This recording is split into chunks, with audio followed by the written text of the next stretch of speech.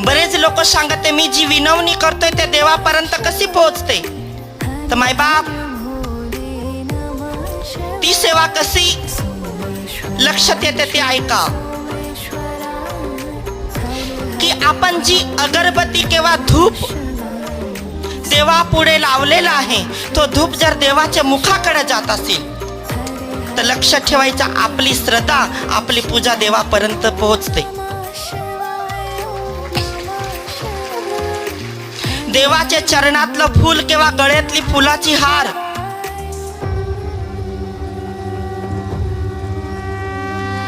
बिना वाराने जर हालत असेल तर लक्षात ठेवायचं भगवंताचं लक्ष आपले पूर्वी आहे.